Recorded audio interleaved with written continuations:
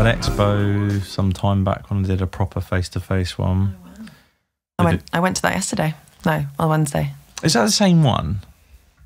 Well, not that you would know which one I went to, but so there is only one plant-based expo, a plant-based world expo, and then there's a plant-based world Europe and a plant-based world North America. Right now. Right. So what was the crack with that one yesterday? It was in London Olympia. So same as Veg Fest. Yeah, but in the other hall. So I think the hall was smaller, but then I couldn't tell if it just seemed smaller because all the stands were huge. And then there was just loads and loads of stands. Like my partner actually's company built quite a lot of them, but these are like very different to Veg Fest. These are like 30 grand stands. Oh, okay. Yeah, and it's all like the big fake meat people, basically. I was going to say it's more like a trade. Yeah, thing, it's not. right? It's a trade show. Yeah. In order to go, it's free, but you have to like register and be like a tradesperson. But it's not really like it's not vegan as such. No, it's companies plant-based. Yeah, there's one of the companies that my partner actually works with. They're called Sons of Butchers, and they're literally 4th generation butchers in Ireland, and they're just branching out and doing. And their whole thing is like, we know what meat is, so we know how to make fake good meat.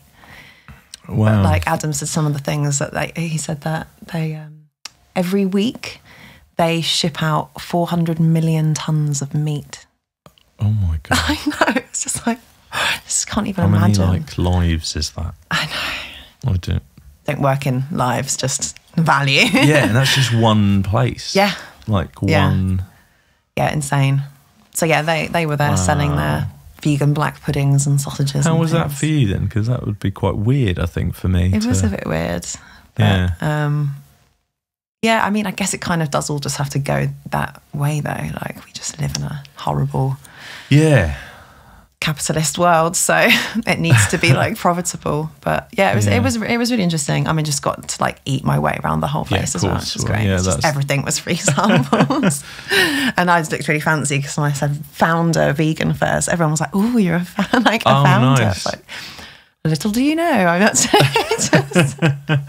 Did you hear much sort of vegan conversation? Or was a few people I did speak to were vegan. Okay. And like David from Vegan Business Tribe was there, and Matali, I ended up hanging out with us two, and like Bosch were there. Okay. So me and Matali did join the massive queue to get a photo with the Bosch guys, right?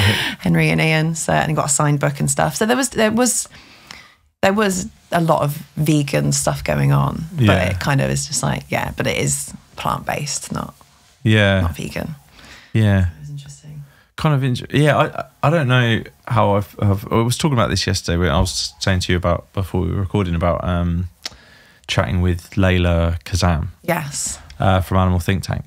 And we were having this sort of discussion about these, I guess like you said, in our current system, it's a necessary evil. Yeah. But these companies that are essentially, it's a range for them. They're cashing in. They're cashing in. Mm-hmm.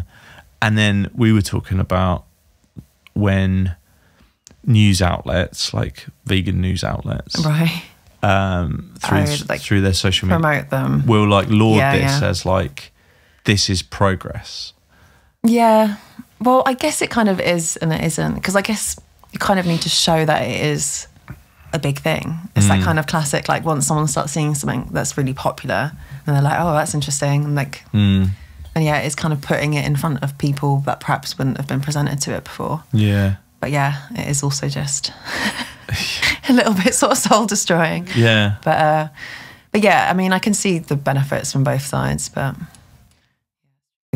as someone who's deep in the vegan community, would you do you think as vegans we should be sort of not cashing in, we should be buying into those companies and those ranges?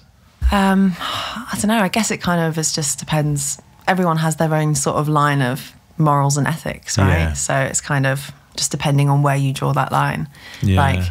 Like I've never had meat because I was brought up vegetarian. Right. So for me, I found it was quite interesting because my partner and Natalie as well used to eat meat. They were going around sort of comparing it, and like she was sort of like, oh, it makes me feel a bit weird because it's reminding me of what it was to have meat. Whereas because I've never had it, I'm just kind of like, oh, I wonder if I like tuna. Right. And I'm like trying it. I'm like, I don't. Well, I don't like the fake tuna. So it's just like a completely new experience for me. So I do kind of sometimes buy into the, like, I'll always try something once, I always say, kind of with the vegan stuff. So like I've tried the McPlant burger and I'll never have one ever again. But I was kind of interested just to try it. I can't say I haven't. I mean, I wouldn't sort of sit here and say, like, you know, from some sort of pious position that I've never done it. But I think the other thing as well is it's kind of just making it just more accessible, isn't it? Yeah. Like if you're driving home from somewhere late at night and you stop off at a service station and the only option to eat anything is that's Impossible burger or whatever, then at least you have that option. And I think as well, like growing up, I guess like I'm thinking of my daughter when she becomes a teenager and all her mates want to go to McDonald's. Like I used to be that kid who was like, oh, I'll wait outside whilst all my friends go in and like have that social experience. So it's kind of like enabling them to kind of be a part of it. Yeah. But I guess there's that element too. I think I think the bits that rankle with me are the kind of the idea that that it's progress when these folks are not selling any less meat. Yeah. In fact, there's lots of data that says that, like KFC, for example, their sales of everything else improved when they started selling sort of the quote unquote vegan option. Yeah. It's that sort of rankles with me. It's like, is it just that what you want as a business is you want that little market share, and even more so, you want to make sure that one vegan doesn't ruin the order. Yeah. Because they'll take everyone with them somewhere else. It's true. You know, like as adults more probably than kids. Yeah, like as kids, you probably end up stood outside or whatever. But as adults, like, I don't know about you, but you know, if it's like a work thing or like a group of friends, if they're not vegan. Yeah, I'm always in the group of friends or family. They're like, Daisy, can you choose some of that to eat so that we know that you have a good option? So I always get furious when I see like country pubs. I'm just like, well, that's it. We're not coming to you now because you haven't got a vegan option and I'm choosing. But yeah, I guess to a certain degree, although I kind of have this thinking that I think in the future all fast food will be vegan. Yeah. Because it costs more now because it's still sort of in that innovation process. But it is cheaper to have fake meat than raise an animal and then have to deal with killing it and everything and all the processing involved with that. So I think in the future all meat just either will be like lab grown or vegan or fast food anyway, because that will be the cheapest option. Yeah, I think you're probably right. It's like if I think back to my sort of my non-vegan days, and like if you I think about, like, you know, when you saw like a sausage advertised or something, the cheapest sausages often had the filler. Yeah. You know, which was probably like a vegan product, like the sort of, you know, whatever it was, soya protein or grain or whatever was used in it. And the most expensive ones were the kind of all meat, whatever, organic, farm raised, whatever it was, whatever branding on it. So I think you're probably right.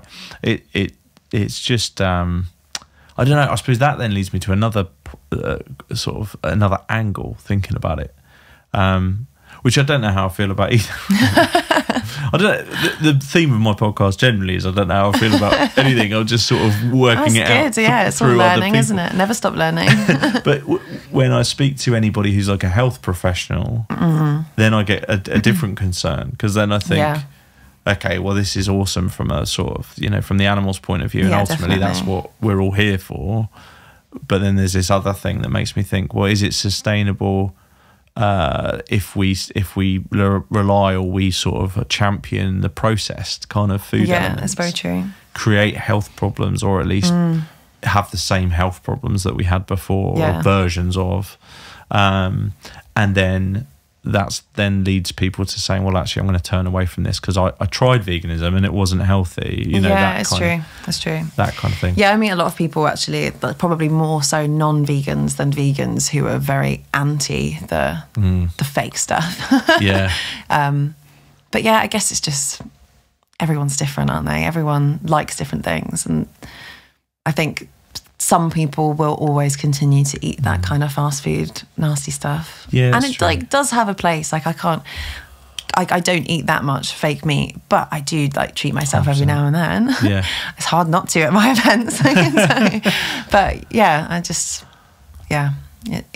the health thing can be an issue as well. But I think still, I always try and make the argument that, I don't know how true this is because I'm not a scientist or whatever, but I still feel like the Impossible Burger surely got to be better for you than the meat burger.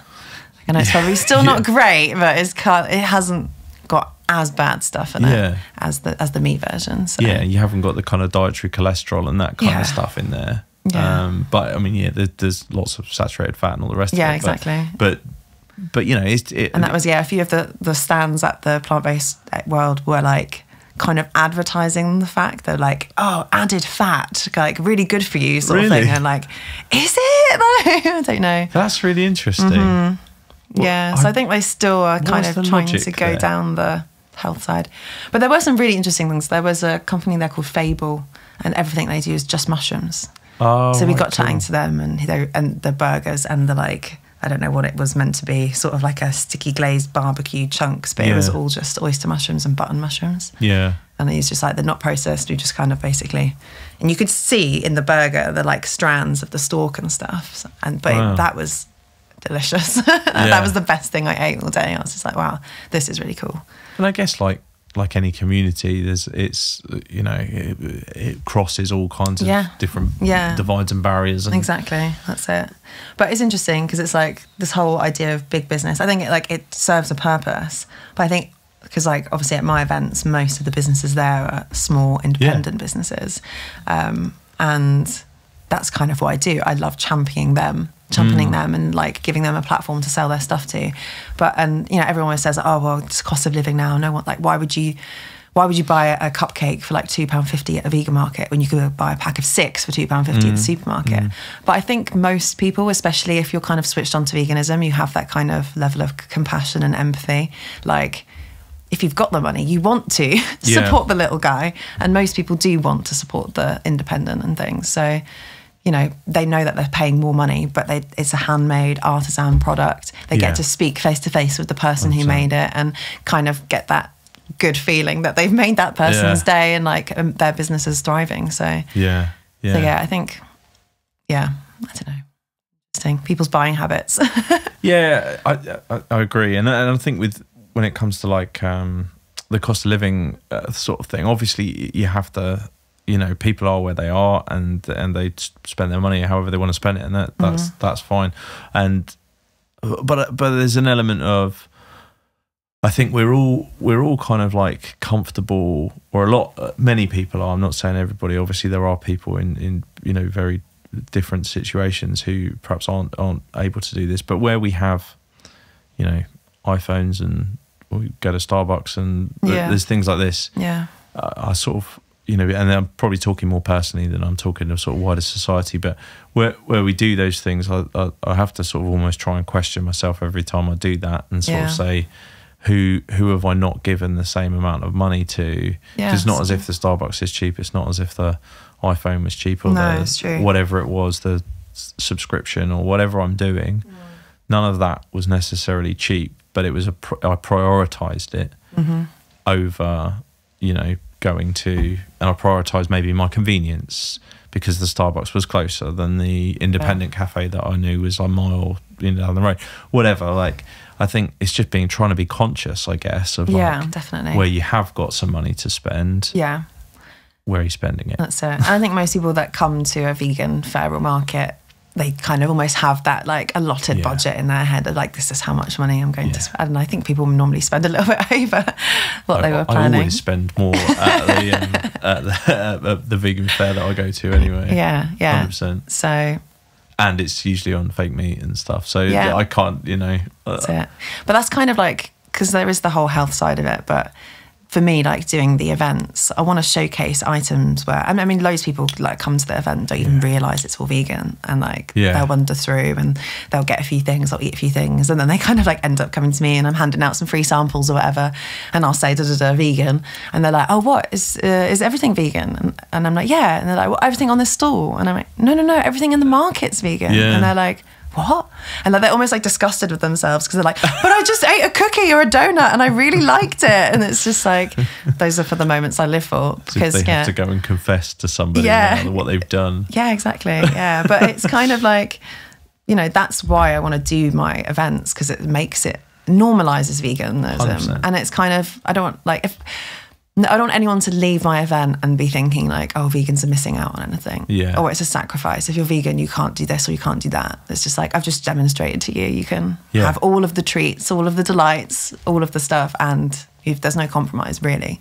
They certainly are like that. They are like a microcosm of society. There's a bit of everything. Yeah. There's literally exactly stuff from everywhere, and every different food types, different cultures, different health levels. So there's all kinds of different stuff, that's kind of, I suppose, any community. Yeah, it's sort of bringing that community into the centre of a town, which I love. Going right back, you mentioned obviously you were vegetarian since birth. Let's talk about your kind of journey from there to veganism. Will do. So I was brought up vegetarian, which I'm very thankful for now. So my parents, I think, went veggie just before sort of getting pregnant with me, and then they decided to raise their 3 kids vegetarian. And it's kind of weird. If they did, I have no memory of it, but I don't consciously have any memory of an explanation as to why we were vegetarian. Right. It's just we were. So I never really even thought about much of the morals around it, as to like, oh, we don't eat animals because they're animals and we love animals, or we don't for health reasons or whatever. It's just that I was a vegetarian, and that was cool.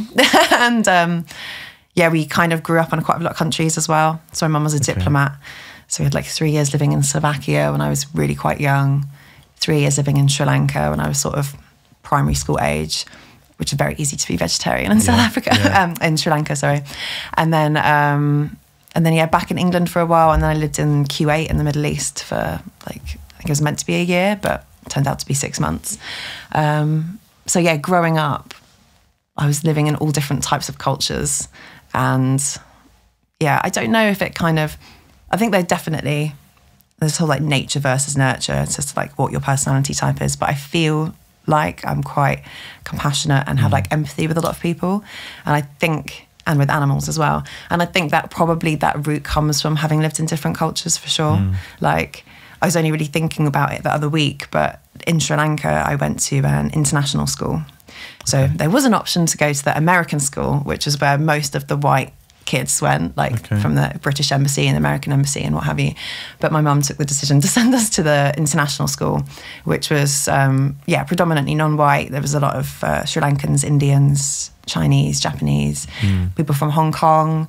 I had an Australian friend. She was my white girlfriend, and we were the only 2 white kids in our whole year group. Yeah. So I think I feel quite fortunate to have lived a bit of my life being in a minority, because I think that quite a lot of white people don't really ever get to experience that. And it wasn't like I, didn't go through any hardships or anything. But the story that always sticks with me is on my first day at school, I can remember coming into the classroom and all the kids were sat down doing like colouring in and stuff. And I was the only white kid. And I came and I sat down and I started colouring in. And it was like a landscape image, and there was some little people there. So I picked the sort of peachy colour out of the pot and started colouring in my person. And the kid next to me was like, why are you colouring in your person peach, like peachy colour? And I was just like, oh, well, because that's what colour I am. And they like put their hand on me and were just like, don't worry, you'll be like us soon. And everyone thought I would just like get browner and become not white. So it's just like innocence of youth, I guess. But so I guess I'm very fortunate to have like had those life experiences. But it wasn't even really until I became a teenager and an adult that I started to sort of think about the morals around like not eating meat. I think up until that point, I just kind of was in my teenage years quite liked the fact that it made me a bit different. And I was like, oh yeah, no, I'm vegetarian. I can't eat this thing, whatever. But it wasn't kind of until the whole veganism thing started coming into my life that I even questioned everything before. So I think, I can't think how it even started. I think I started working at an arts venue in Cambridge, and there was one of my colleagues who worked in the box office team. She was vegan, and she was quite cool. I kept thinking like, oh wow, she's cool. And then my manager at the time, we became really close friends, and she was sort of flirting with the idea of veganism. And kind of the first things that I sort of learned about it was the whole environmental impact of it. And, you know, I was quite passionate about the environment and things. So me and my manager sort of flirted with veganism for a bit, and do like a week of vegan. And, you know, it was quite fun doing it together, because we could go off and grab loads of stuff in the supermarket and make a little lunch and picnics for ourselves and things. But it was kind of very on and off, on and off. And then I found out about veganuary, and we were like, oh, we should do veganuary. So we're like, okay, cool. So we signed up to veganuary, and it really wasn't until then, like, and again, I'm so thankful that I went down that journey and signed up officially and things, because you get emails every single day from veganuary kind of being like, oh, this is the story about this, and this is about the dairy industry. And I just had no idea. I absolutely was cheese addict, loved cheese, all this sort of stuff. And obviously ate eggs and things. But yeah, massive eye-opener of just like insight into those industries that I had no idea about. And yeah, it was kind of from that point on, I was just like, yeah, I'm going to keep going with it. It's just like January came to an end, and I was just like, no, I feel really good. Like, I've never felt more healthy. I kind of am really enjoying making stuff vegan, and got way more into cooking than I was before. And then, yeah, but then I guess it was a fairly easy transition for me, because I already didn't have the meat. But yeah, from that point onwards, it was fully vegan. So what year was that? That was, like 2016 maybe? 2016. 16, 17. Okay, cool. Yeah. So even in that period of time, so that's 6 years or so, have you noticed some changes in the way sort of vegan products are presented out Definitely. there? I think so. I think I definitely got more healthy then, because I think going vegan was the first step kind of to me just being more conscious about what I was eating. Yeah. Because for the first time in my life, I was looking at like food packets and seeing what's in there. And then you kind of realize all the other stuff that's in there. And it was like, oh, wow. And then, yeah, learning more about like eating locally and seasonally and organically, those kind of, I don't preach to do all of those things all the time, but it definitely like switched that on. And the same with like plastic packaging. I was just like, oh, right, okay. I'm going to try and like be as plastic free as I can. But yeah, there just wasn't the options back then. So like if you were driving back from somewhere and you stopped off at services and I was like, oh, I'm a bit hungry, but I'm not really that hungry. Like old me probably just would have grabbed a chocolate bar, grabbed a packet of crisps. But then I was kind of like, oh, there's not a vegan chocolate bar, or there's no vegan sandwich to go. So I just would abstain, and then kind of realised that actually I probably didn't need it anyway. Yeah. Whereas now you go everywhere, and it's just like, and even like in the office environment, I can remember every day someone would bring in like cakes or biscuits, or oh, we had this event and there's loads of leftover pizza, or you know, it was always something. But being vegan meant that I was like, oh no, I'm not going to have that. And whereas now it's always like, oh, I've bought you some vegan cake, or I've bought you some vegan biscuits. So it's definitely, there's too much option. There's too much. There's too much. And that's the thing, you kind of like want to support the new products that come out as well. I do. If I see like a supermarket or someone has got a new vegan thing, I'm like, oh, well, I'll try it. And I usually don't go back and buy it, but I just kind of want to support it and be like, or even if you're out and about, you know, walking around a town and you see a vegan restaurant, you're like, oh, I've just had food, but I could go in and buy a cake because I want to support the vegan restaurant or the vegan cafe. And like, so yeah, it's definitely changed quite a lot in those years for sure. I was exactly the same. It was similar sort of time period as 2017 for me. But I now am having to adapt that kind of like, I'll support any vegan product purely from a point of view of like I will be poor and unhealthy because there's so much, and also you start to think, okay, well, if it's a vegan cafe and it's popped up and it's local and it's small and stuff, great. If it's, you know, Sainsbury's have put in or Tesco have put in a new product, I'm like, I can't. I'm not gonna. Yeah, I can't justify it. I'm not gonna do it. So I'm trying to get out of that. Yeah, I'm definitely going down that road as well now. It's but independent coffee shops that have cake is my like absolute Achilles heel. Like, can't resist. Then I still convince myself that I need to support it. Yeah, the cake. The vegan, support the vegan cake.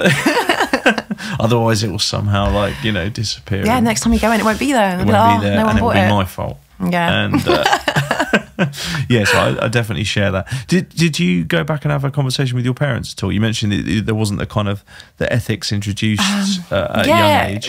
Very recently, like last week, I actually did with my dad, because he's now not vegetarian even. Like he's mostly vegetarian, but I mean he's South African, so his entire upbringing was like meat, meat, braais, biltong, everything. He loves it. And so now he's like mostly vegetarian. Like he would never eat chicken, but he'll eat like steak if he goes out, or like bacon sometimes, or like any sort of South African meats, like the boerewors, South African sausage. And I'm just like, I just don't understand like how you can go from that to that.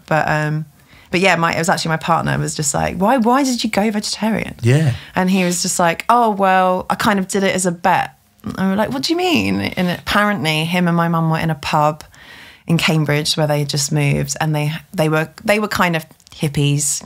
Yeah, he had my curly hair sort of down to here, and the little John Lennon specs, and they wore sandals and flannel shirts and things. So I think a lot of their friends were vegetarian, and they kind of, maybe because he was South African, challenged, almost like a challenge, like you could never be vegetarian. And he was like, yes, I can. And then he was vegetarian for 14 years. So he was like, I won the bet. I was like, okay. So yeah, it's weird. I think he understands the reasons why it's good, but I don't know. Yeah, for whatever reason. That's it. And then my mum was actually brought up vegetarian herself. Okay. So she was vegetarian as a child, and then when she became an adult and left home as a sort of rebellion, I'm a free adult, then starting to eat meat again. And then it wasn't until this conversation in a pub with this vegetarian that her and my dad were like, oh no, let's go vegetarian together. Yeah. So she was like, oh, if you're going to go vegetarian for this bet, then I will go back to being vegetarian as well.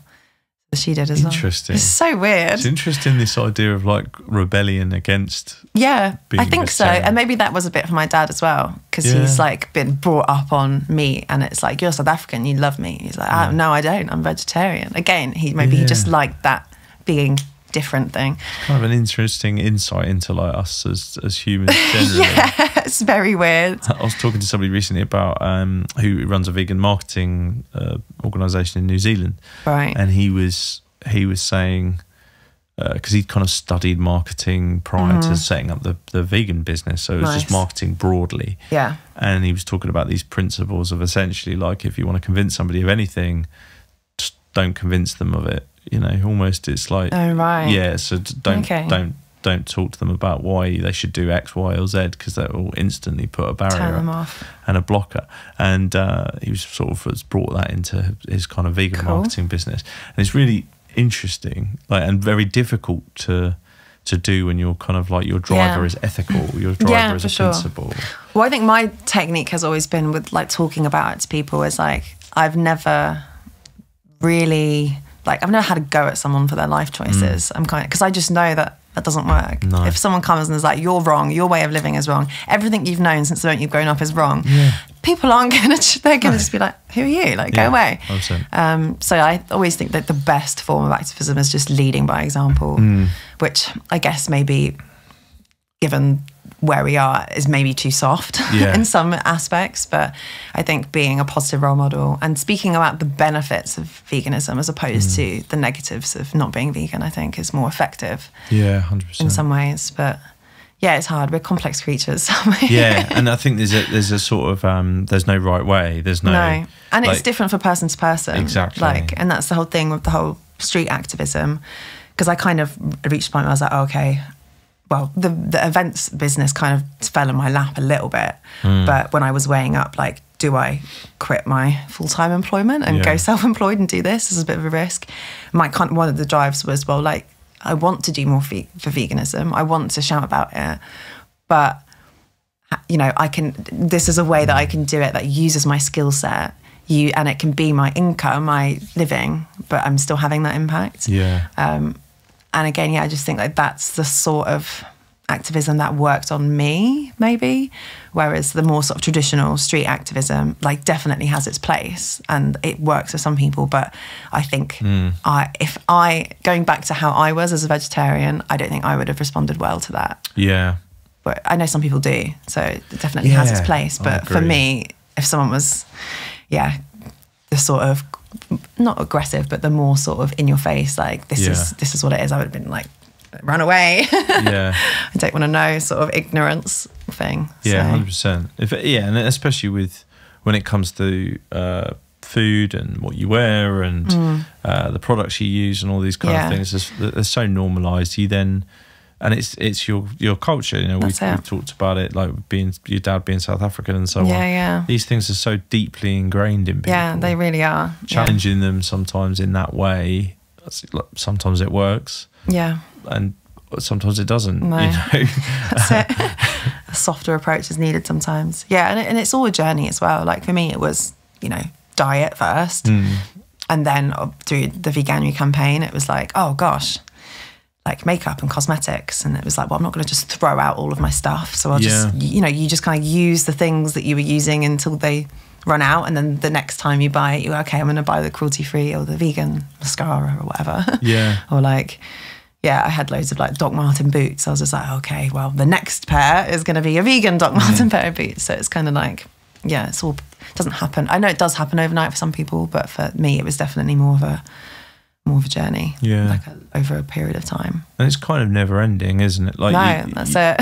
With products and with the, it was only through a podcast not that long ago finding out about things like, the glues and inks in like leaflets and things, and in books and in bookbinding, and that's it.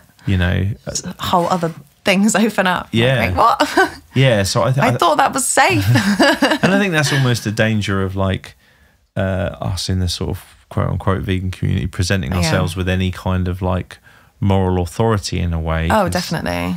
Like the perfect vegan. It just doesn't exist. Exactly. Yeah. But also it's unattainable. Like I said about leading by example and like being inspirational, and I think like figures like Lewis Hamilton is like, wow, what a great person for veganism, because he's just kind of, I don't know, he's just cool with it, isn't he? And he's good at what he does, and he does do some little activism stuff on a social media, but mostly it's not. And I think like that's a good role model for people to look up to. But then there's also this idea of like, you can't be too perfect. You kind of have to show your flaws, because perfection is unattainable. So if you're like this holier than thou vegan walking around having, everything you do is super ethical, people aren't going to like, well, I can never be you, so what's the point? Yeah. And they just won't try. And often that comes with either a price tag or a lifestyle that is, not congruent to exactly feeding your family and, these kind of things. Like we have to be practical and meet people sort of where they are. Yeah, definitely. Yeah. The vegan fair, let's talk about that. So you kind of touched upon it, but where did it start for you? So I was working at a arts venue, the subscription rooms in Stroud. I'd sort of had like a early life crisis because I was in Cambridge originally, where I just kind of was like, I don't want to be in Cambridge anymore. Just quit my job with nothing to go to. But then thankfully found work in Stroud where my mum lived. So kind of like moved back in with mum. Started working at the venue. And I'd been there maybe 6 months when this sort of gigs promoter who did like loads of shows and things sort of was like, had a meeting. And she was like, you should do a vegan fair. You should do a vegan fair in the venue. I think it'd be really good. And I was just like, wait, what? Like, I didn't even think that was an option. And she was like, yeah, we're doing one in Frome. And that response has been incredible. And like, you should do one. And so I was like, okay. So we decided to do one in Stroud.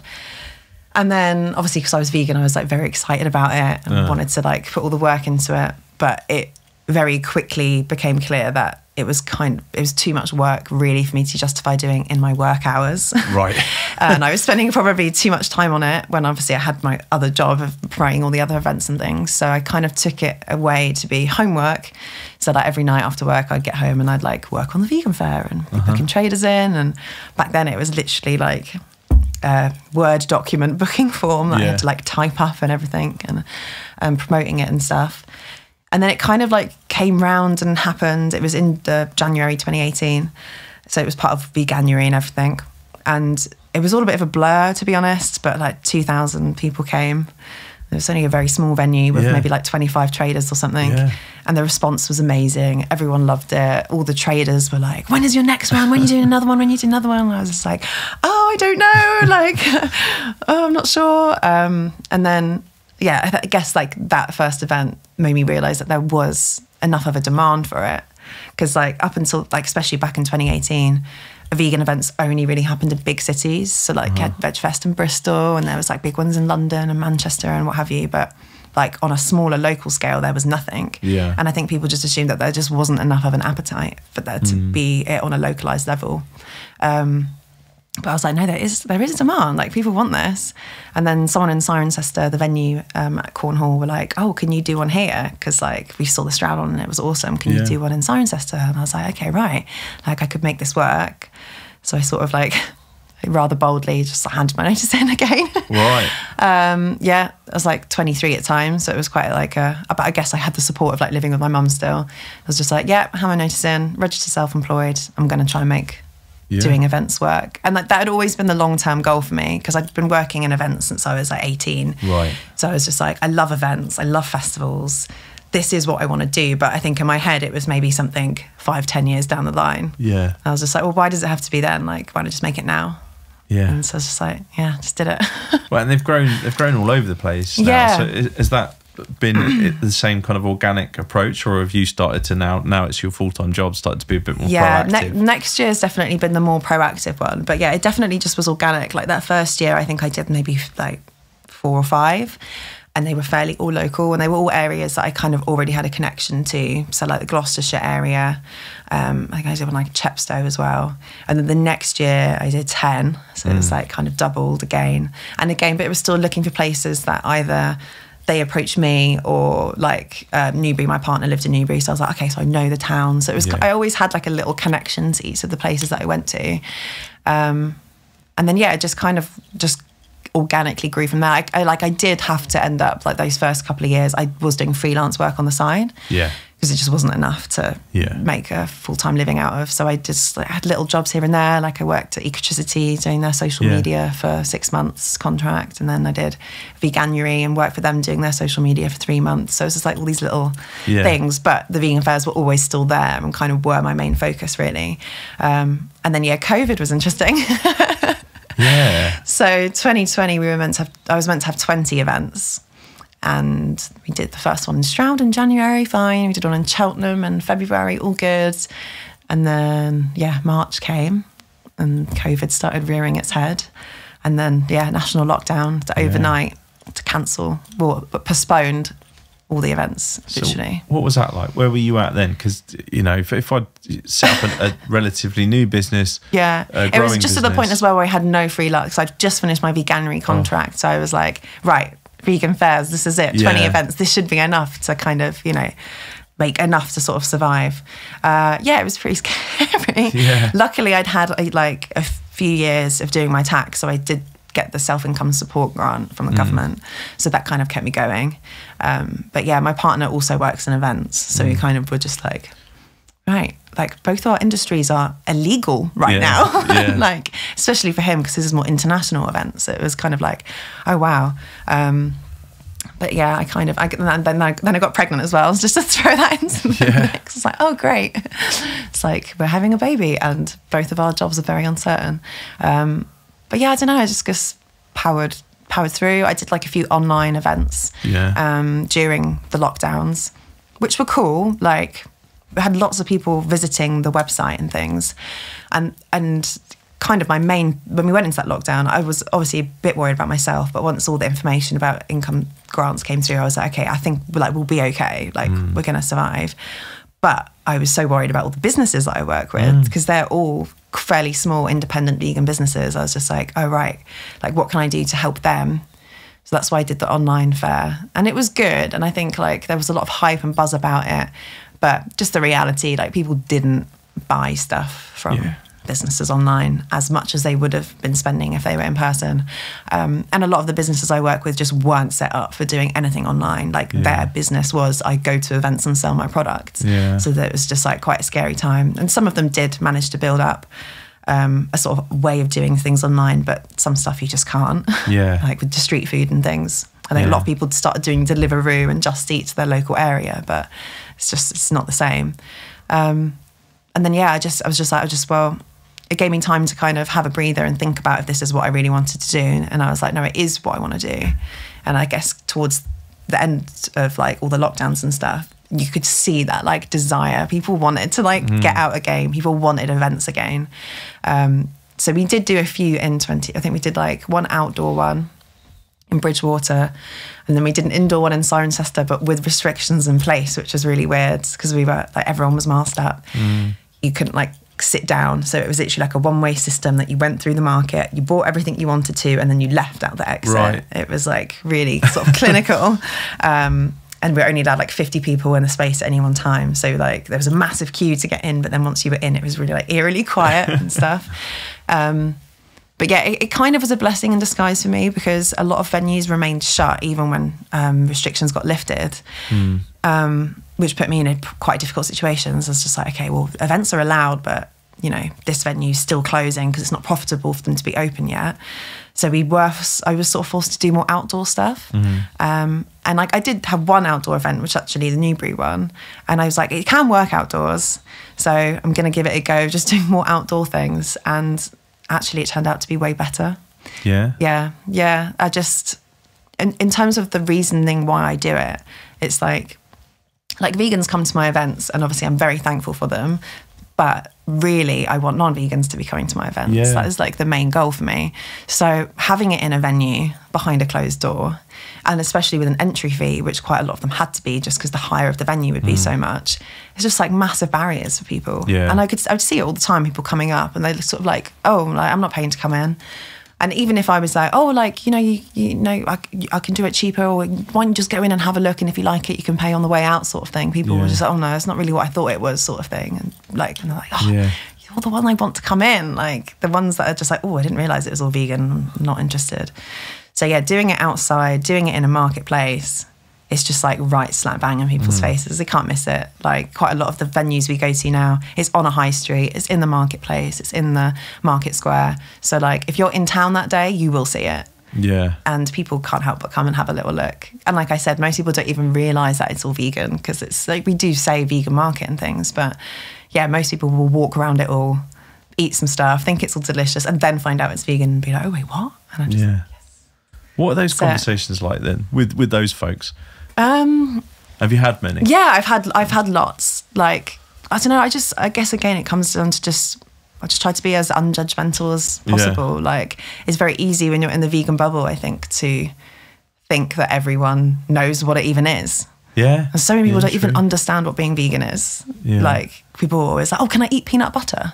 And I'm like, yes, because peanuts. And they're like, but it's got butter in it. And I'm like, it hasn't got butter in it. And they're like, what? You know, it's just like conversations, like quote unquote stupid questions. But like, there's no such thing as a stupid question to me, really. And I've had plenty of those stupid questions directed to me in the past, whether it's like, you know, through like local press or, people on the days. Just got to treat them with kindness, sort of educate them, and like say things like, oh yeah, I know, I had no idea before I went vegan, you know, just trying to make it more personable.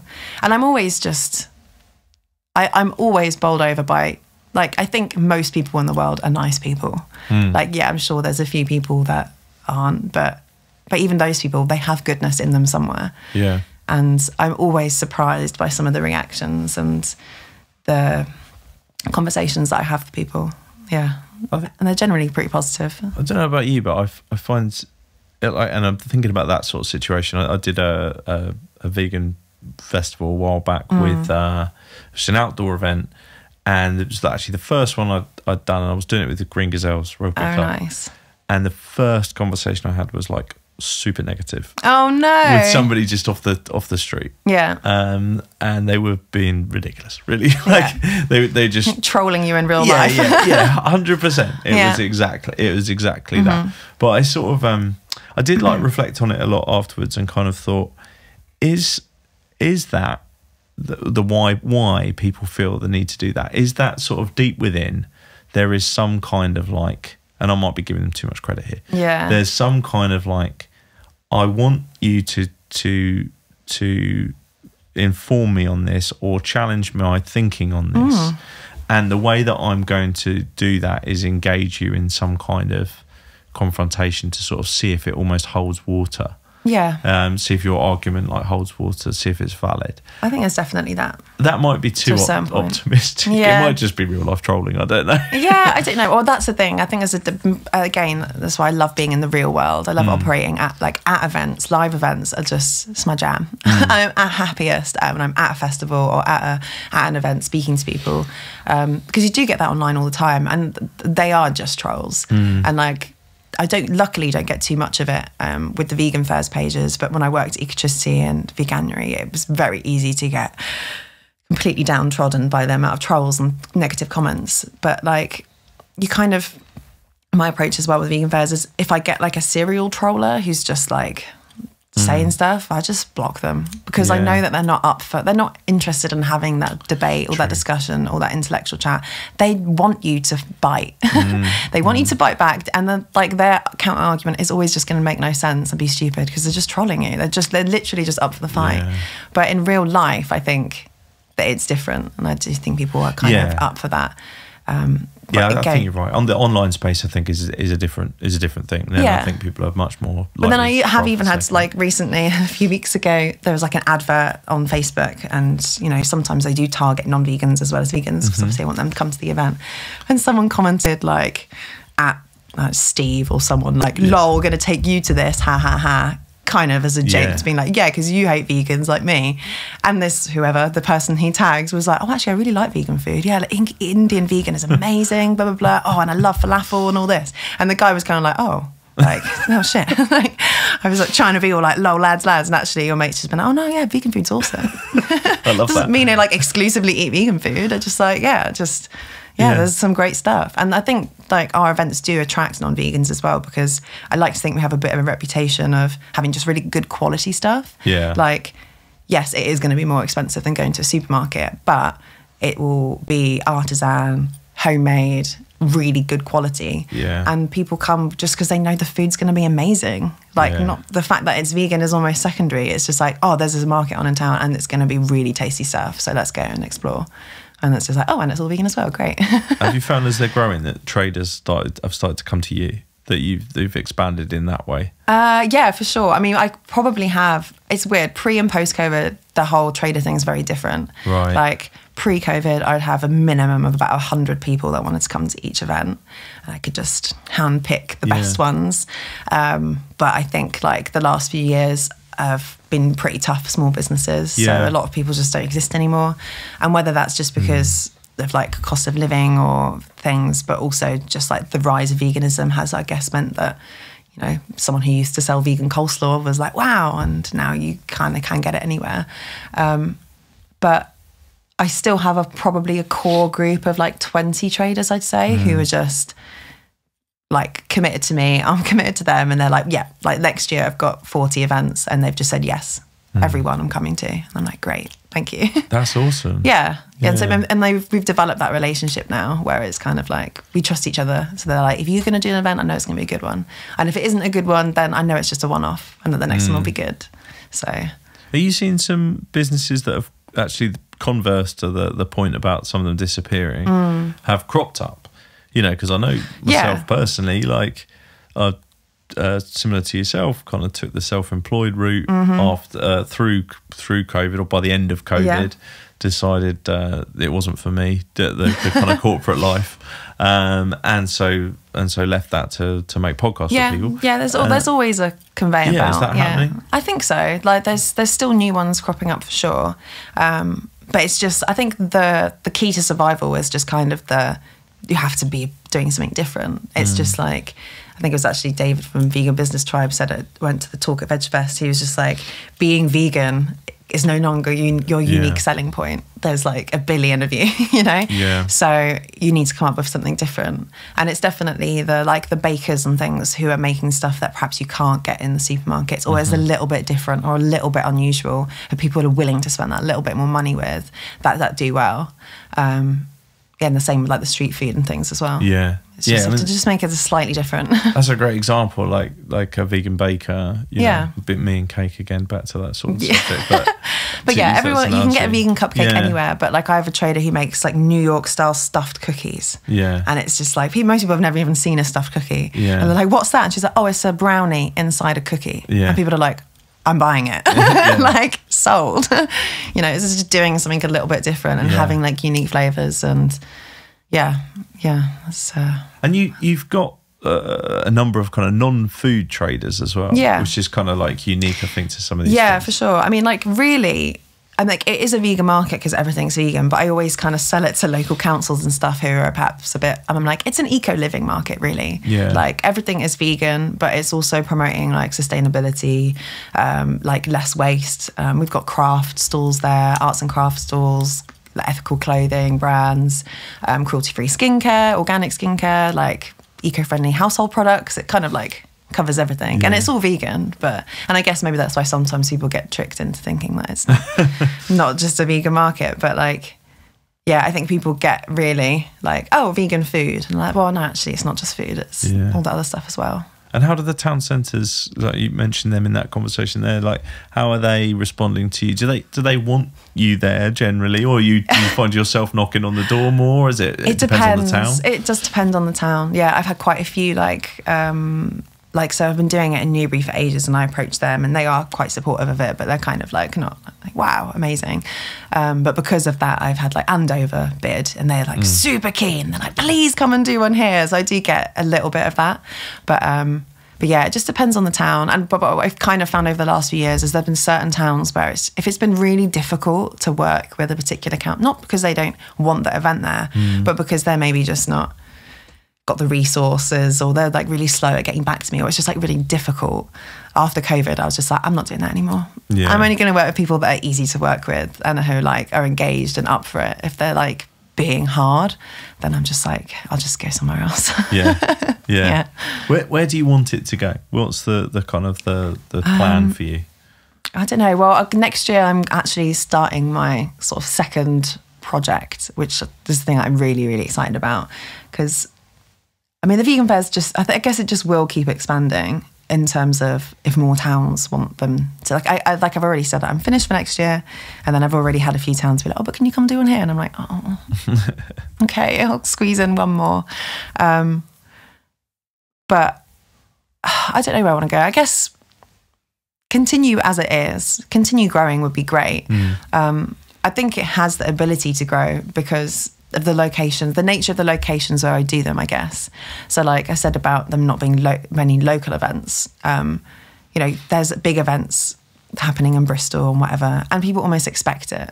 They're like, oh yeah, a vegan market in Bristol. And like, of course there is.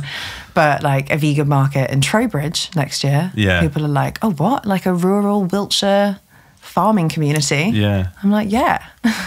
So I guess it just can continue to expand that way. But yeah, next year I'm hoping to do my own festival as well. Amazing. Yeah. That would be awesome. Yeah, it will be. Do you know where yet, or can you not say? We've got a location that we really want to use, but we're having to put a proposal together. So yeah, it's not confirmed, but it's it's basically going to be like a family wellness festival. Nice. So it will all be vegan, but it's not necessarily going to be like that's the main thing about it. It'll just like happen to be vegan. Nice. So people might come along not knowing and then be like, oh snap, everything's vegan. I love it. But you're here now. So cool. So where would folks go to find out a little bit more about vegan fairs and maybe go along to one? Yes, the website is just Vegan Fairs, spelt FAIRS, because I know there's multiple ways of spelling fairs.co.uk. Awesome. So yeah, they're all listed on there. Most of the events for next year are up, but I'm still in the process of just announcing them as time goes on. It's like, 2023 is creeping up real quick. It's terrifying. Yeah, I know. I'm just like, next year's events. And I'm like, I've got an event in January. That's like a month away. Yeah. Oh God. So yeah. Scary. Awesome. Well, I'll pop all the links in the show notes. Thank you. So folks can check you out. But thanks so much for your time. Appreciate it. No worries. Thank you for having me.